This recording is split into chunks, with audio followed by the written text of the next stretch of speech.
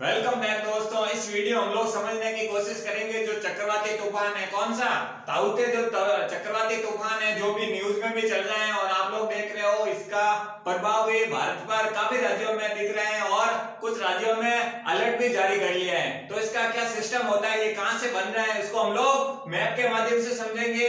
क्या कौन कौन से राज्यों में इसके प्रभाव होने की संभावना है। तो सबसे पहले आप लोग समझ रहे हैं, ये जो तूफान आ रहा है ये कहां से बन रहा है, ये हिंद महासागर के दक्षिण भाग से बनता हुआ अब भारत के जो तटीय इलाके, तटीय भाग है, समुद्री तटीय भाग इलाकों पर इसका प्रभाव साफ देखा जा रहा है। ठीक है ना। तो चक्रवात की बात करें, सबसे पहले चक्रवात की बात करें तो मौसम विभाग के अनुसार क्या है, मौसम विभाग क्या कह रहा है, भारतीय मौसम विभाग कह रहा है कि इस चक्रवात की जो रफ्तार है वो 170 से 175 किलोमीटर की रफ्तार है। तो आप समझ सकते हैं कि बहुत हाई स्पीड से ये भारत के काफी राज्यों को नुकसान पहुंचा चुका है। तो उसको भी हम लोग देखेंगे। अभी हम लोग अगर जनरल बात करें एजुकेशन के हिसाब से, तो इसकी जो रफ्तार है 170 से 75 किलोमीटर रफ्तार की ओर से भारत के काफी राज्यों को नुकसान पहुंचाता हुआ आगे बढ़ रहा है। इसके अलावा ये चक्रवात जो क्या है, एक प्रकार का उष्णकटिबंधीय चक्रवात है। तो आप लोग समझ गए होंगे क्योंकि हम लोगों ने चक्रवात के बारे में अच्छे से डिटेल में अध्ययन कर लिया। और ये भी ध्यान रखना है 2021 का पहला उष्णकटिबंधीय चक्रवात है। आप लोग जनरली देखते हैं दोस्तों, मोस्टली चक्रवात है आप लोगों को बंगाल की खाड़ी से होते हुए बनते हुए दिखाई दे रहे हैं, लेकिन हाल ही के कुछ सालों में देखें तो इसका प्रभाव है जो हिंद महासागर या अरब सागर वाले इलाकों में मोस्टली इसका प्रभाव देखा जा रहा है और यहाँ पर भी चक्रवाती घटनाएं बढ़ती जा रही हैं।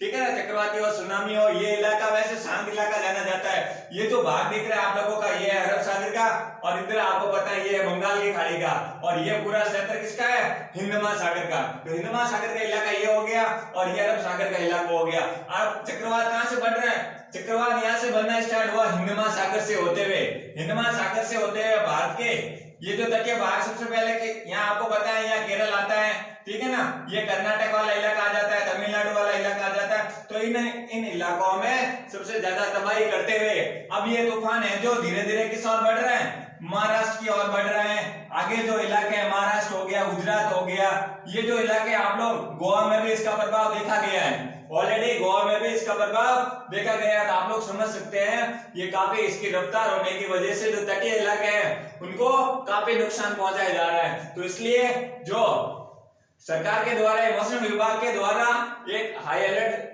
जो कम से कम जो सूचना पहले देनी चाहिए वो सभी राज्यों को दी जा चुकी है, जिसमें से अलर्ट जारी किया गया है। जैसे गुजरात है, महाराष्ट्र है, गोवा में पहले ये चक्रवात पहुंच चुका है, कर्नाटक में भी पहुंच चुका है, तमिलनाडु में भी पहुंच चुका है और केरला में भी। इन राज्यों में काफी तबाही के बाद अब मौसम विभाग का कहना है 17-18 मतलब आज और कल की स्थिति के समय आप लोग इस तूफान को कहां टकराता हुआ देखेंगे, महाराष्ट्र का इलाका और गुजरात के इलाके आसपास में ये टकराता हुआ दिखाई देगा, जिसकी वजह से इसके आसपास के जो राज्य है, जैसे ये इलाका आ जाता है, आपको पता है राजस्थान का इलाका आ जाता है, तो इसके आसपास के जो राज्य है वहां पर भी अलर्ट जारी कर दिया गया है। क्योंकि दोस्तों जब ये तूफान इन राज्यों में प्रवेश करेगा, जैसे गुजरात हो गया, महाराष्ट्र हो गया, तो इन राज्यों में प्रवेश करने के बाद क्या होगा, इसकी जैसे रफ्तार तो कम होगी। ये तो मान के चलो जब इस जो अरब सागरी ये चक्रवाती तूफान है ताउते, क्या नाम है, ताउते, ताउते नाम किसने दिया, चक्रवाता का नामकरण का क्या सिस्टम वो अलग से पढ़ेंगे, लेकिन अभी आप लोगों को बता दूं ताउते नाम दिया है किसने, म्यांमार देश ने। ठीक है ना। इसका अलग अलग राज्यों का, अलग अलग देशों का एक कमेटी होती है, उसके हिसाब से हर बार कोई ना कोई अलग अलग देश अपने अपना अनुसार नाम देता है। ठीक है ना। तो ये गुजरात की ओर बढ़ रहा है, तो इसका प्रभाव क्या होगा, अधिक प्रभाव तो इस तटीय इलाका में होगा। ठीक है ना। क्योंकि हवा की रफ्तार अब धीरे धीरे जैसे आगे बढ़ेगा ये इस प्रकार बढ़ेगा दोस्तों। ठीक है ना। तो आपको पता है ये महाराष्ट्र को चपेट में लेगा, गुजरात को लेगा, गुजरात के बाद अब राजस्थान के दक्षिणी भाग में इसका प्रभाव काफी देखा जाएगा, लेकिन धीरे धीरे इसका प्रभाव कम होता रहेगा।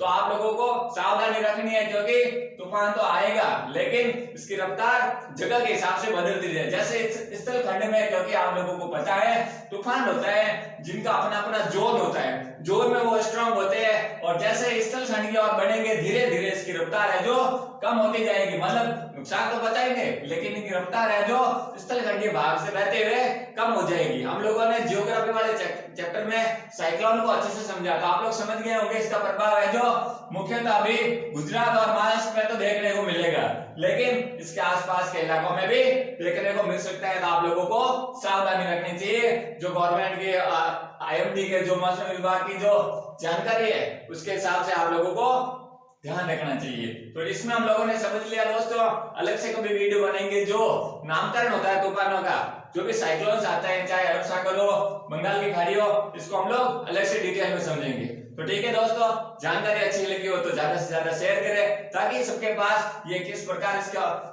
ये तूफान बनने का प्रोसेस होता है पहुंच सके। थैंक यू दोस्तों।